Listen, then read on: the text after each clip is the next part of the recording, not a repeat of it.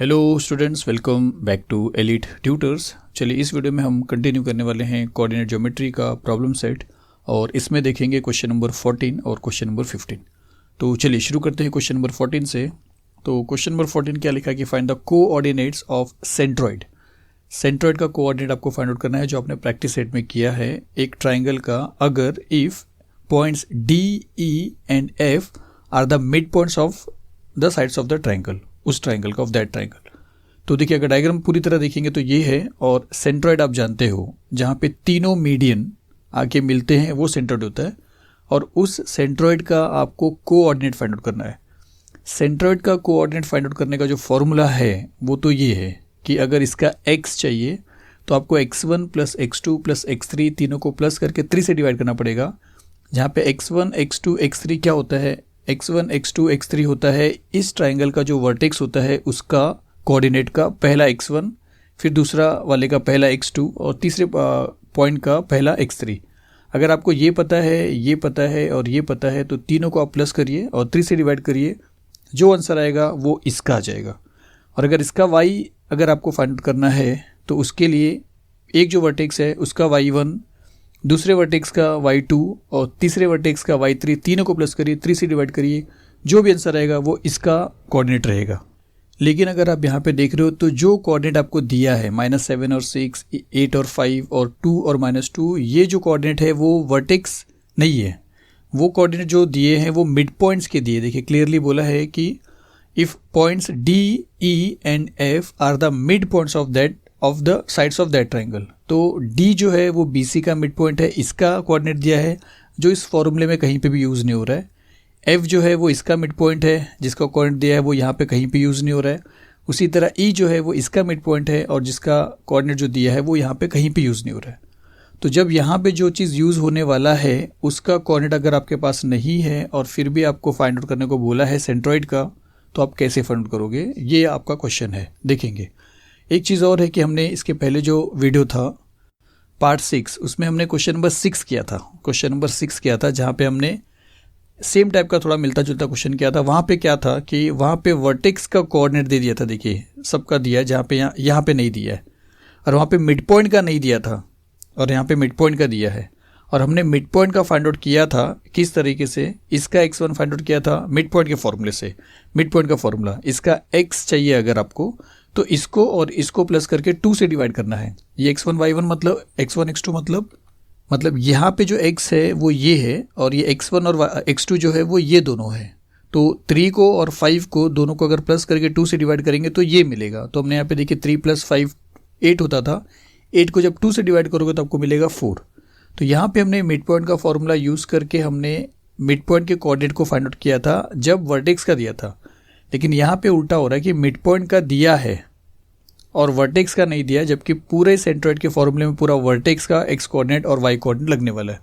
तो अब अगर मिड पॉइंट का कोऑर्डिनेट दिया है स्टूडेंट्स, तो आपको ये फॉर्मूला यूज़ करने से पहले आपको मिड पॉइंट का ही फॉर्मूला यूज़ करना पड़ेगा। और अगर मिड पॉइंट का फॉर्मूला यूज़ करते हो तो ये दोनों रहना चाहिए आपके पास, जबकि ये दोनों नहीं है, ये दोनों नहीं है, ये दोनों नहीं है। लेकिन फिर भी स्टूडेंट्स अगर आप मिड पॉइंट का फॉर्मूला यूज़ करोगे तो ये सब कुछ मिला के जो इक्वेशन बनेगा ना, आखिर में आपको यही चीज़ देने वाला है, यही चीज़ आप यहाँ पे देखने वाले हो। तो आपको बस यही देखना है कि किस तरह मिड पॉइंट का ही फॉर्मूला यूज़ करेंगे और हम ये वैल्यू को ढूंढेंगे और फिर इसके जगह पे वो वैल्यू लिखेंगे और डिवाइड करके जो आंसर आएगा वो इसका आ जाएगा। और फिर उसी तरह y का जो आएगा ये पूरे का, और फिर आपको 3 से डिवाइड करके जो आएगा वो y का आएगा। कैसा करेंगे देखेंगे। मिड पॉइंट का फॉर्मूला यूज़ करोगे, आपको इतना समझना है। तो इस वीडियो में पार्ट 6 में हमने मिड पॉइंट का फॉर्मूला यूज़ किया था, मैंने इसको समझाया भी था। अगर आपने वो नहीं देखा है तो वो एक बार देखना, उसके बाद आप आगे आइए। चलिए फिर देखते हैं किस तरह सॉल्व करेंगे।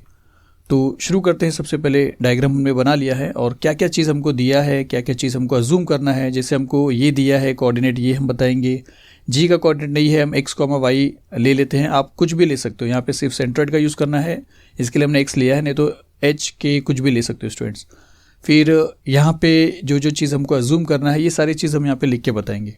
तो हम ऐसा लिख रहे हैं कि in triangle ABC AD segment BE and segment CF are the medians. आप क्लियरली देख रहे हो कि AD, BE और CF मीडियंस है।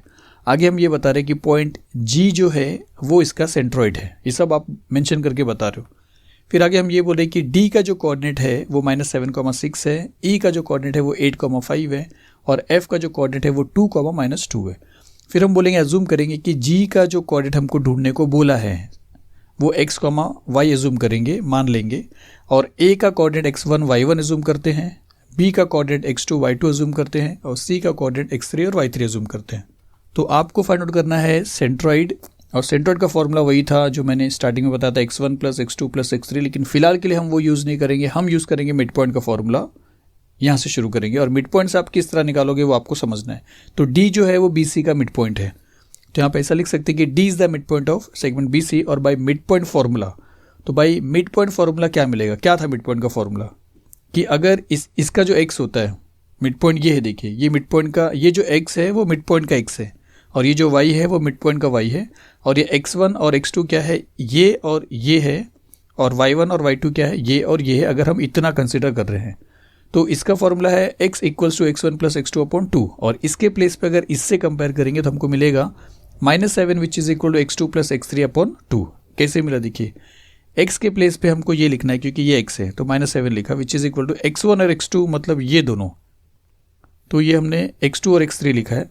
ये फॉर्मूला है स्टूडेंट्स, इसका मतलब यहाँ पे ये है कि इसका x चाहिए आपको, तो इसके x को और इसके x को प्लस करके 2 से डिवाइड करो, तो इसका x आपके पास दिया है, तो हमने उसके जगह पे -7 लिखा है, और ये दोनों जो है वो यहाँ पे आपको x3 और x2 दिख रहा है, या x2 और x3 दिख रहा है, तो हमको यहाँ पे x2 और x3 लिखना है और डिवाइड बाय 2 करना है, तो डिवाइड बाय 2 किया।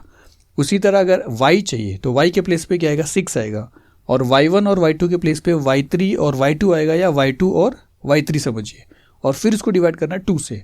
तो यहाँ पे हम ऐसा लिखेंगे एंड y का वैल्यू लिखेंगे, तो y के लिए क्या आ जाएगा, y के प्लेस पे आ जाएगा 6 और y3 और y2, मतलब y2 और y3/2।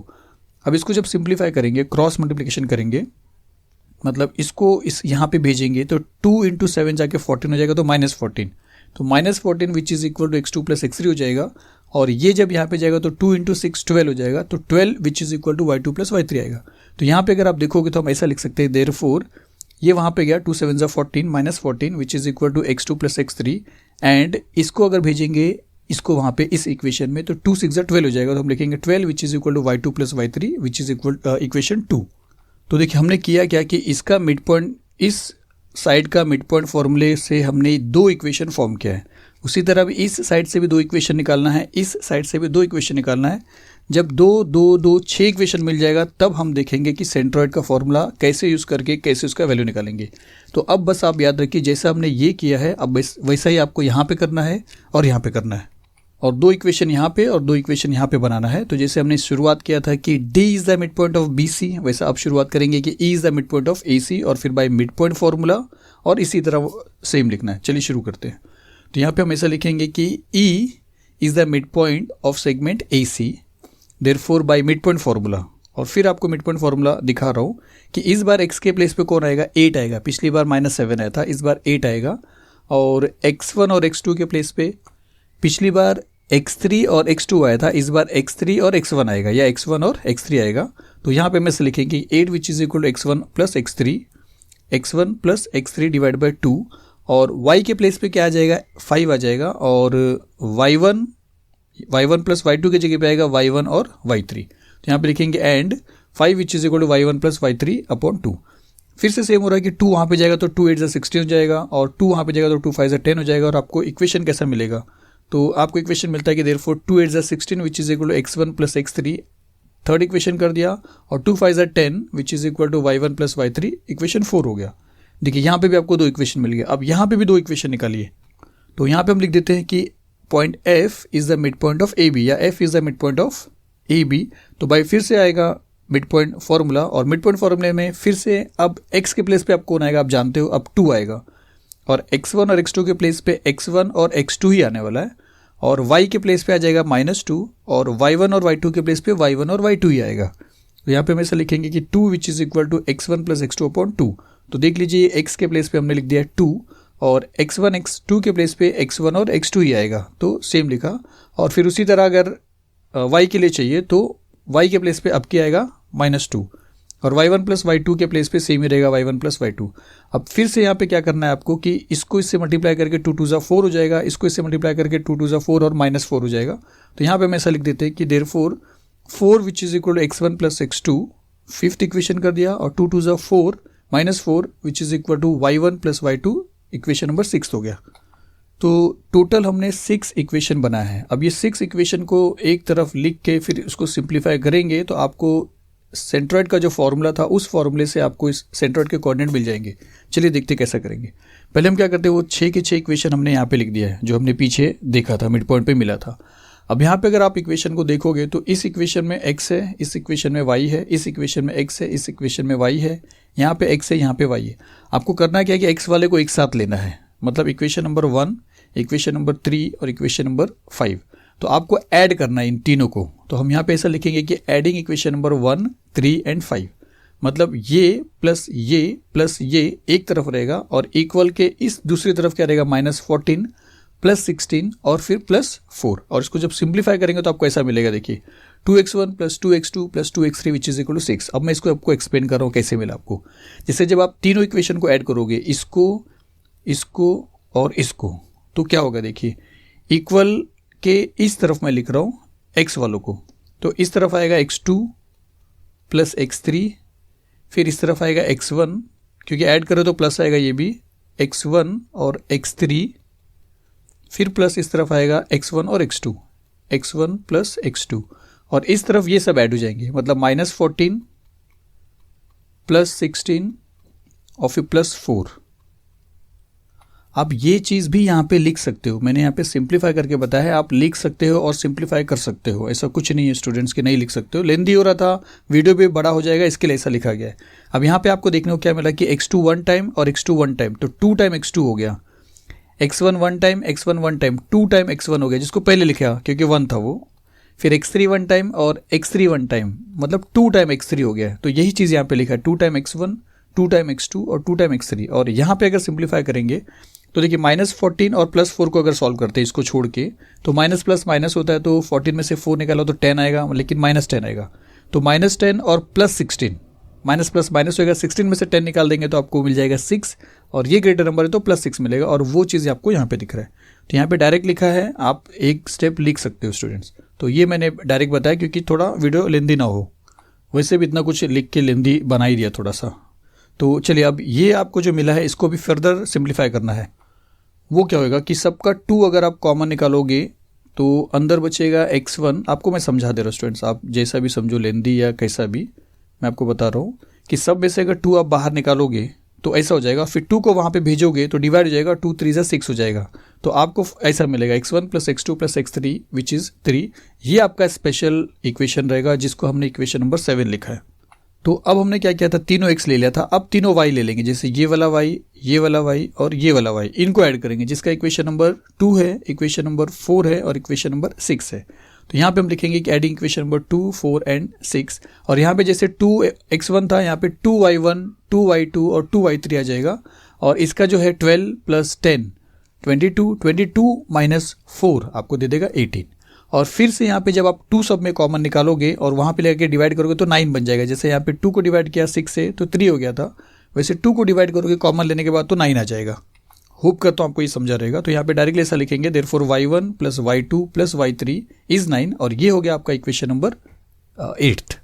तो इतना ही काम करना था। उसके बाद आपको देखिए मैजिक, आप समझ लीजिए कि चलिए इसको हटा देते हैं, और जो हमको सेंट्रॉइड फाइंड आउट करना था ट्राइंगल के अंदर, ये उसका फॉर्मूला क्या देखा था हमने, उसका फॉर्मूला ये देखा था कि अगर आपको इसका x चाहिए तो तीनों को प्लस करो, x1 को, x2 को, x3 को और 3 से डिवाइड करो, और तीनों में से एक का भी वैल्यू नहीं था। लेकिन यहाँ पे इस इक्वेशन में आते हो तो वैल्यू क्या था वो आपको भले नहीं पता है, लेकिन तीनों को मिला के क्या आ रहा है वो आपको मिल गया यहाँ पे 3।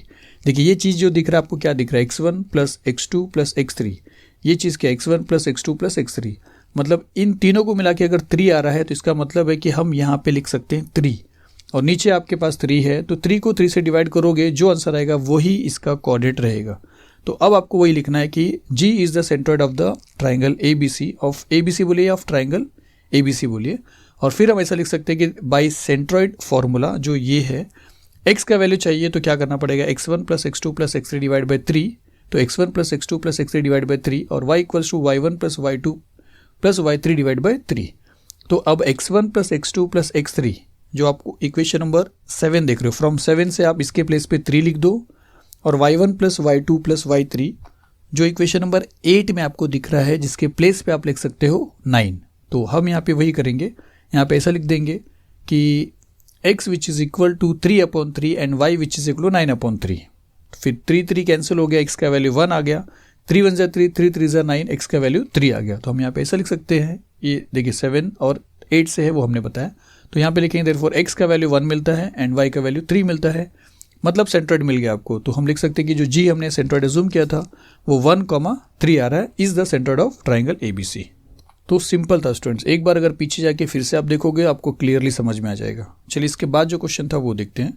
इसके बाद है क्वेश्चन नंबर 15 जो है कि show that A, B, C and D are vertices of a square. इस टाइप का क्वेश्चन हमने किया था, स्क्वायर के जगह पे हमसे पूछा था कि शो दैट 11th क्वेश्चन और 12th question, show that point this are the vertices of parallelogram, और एक उसी के बाद का क्वेश्चन था 12th वाला कि PQR is the vertices of rectangle. Same question ही है, वैसे आपको मैंने बताया था।